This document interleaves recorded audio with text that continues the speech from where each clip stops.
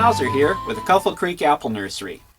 If you're new to grafting, you should see our video on cleft grafting, as I give an overview of the tools, materials, and names used in grafting. You can see it on our YouTube channel, Cuffle Creek. On this channel, we've made videos of 4 types of grafts: bud graft, cleft graft, whip and tongue graft, and chip graft.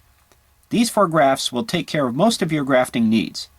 But which graft you use will depend on the time of the season and the size of your material, and so I'll go over my recommendations to help you select which ones to use.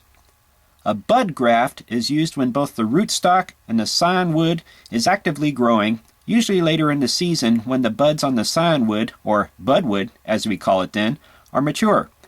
It must be done during the growing season because the sap has to be flowing for the bark to slip and peel back easily. If you try to do this graft while the rootstock is dormant, it just tears and makes a mess. This type of graft most large commercial nurseries use to make new trees. It works best when your rootstock is not much larger than 15 to 20 millimeters. A cleft graft is usually used when both the rootstock and scion wood are dormant, or when the scion is dormant and rootstock is just starting to push buds to swell. It works best when the scion is smaller than the rootstock. I have done it when the scion and rootstock are green and actively growing, but you must wrap the scion well with parafilm or wax so that it doesn't dry out, and keep it shaded from the hot sun. In a tropical climate, this graft can be used for rootstocks up to 4 centimeters in diameter.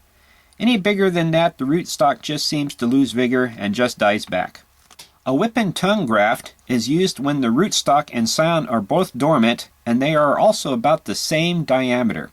This graft takes a little more skill than others, but is mechanically a good, sturdy graft that is not likely to fail from getting bumped during transport or planting.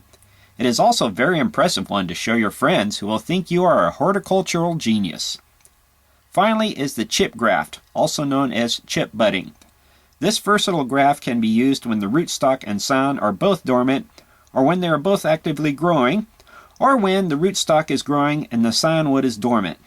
About the only situation I do not recommend is when the rootstock is dormant and the scion wood is green and growing, as the chip bud will usually dry out before the rootstock starts pushing the bud. The best way to get good at these grafts is to do a whole bunch of them. You could practice on just about any woody tree or ornamental plant until you get good at it and are comfortable for when you actually do your apples. This is an ancient and useful skill that will come in handy for any orchardist or grower. So till next time, I'm Kevin Hauser with the Cuffle Creek Apple Nursery.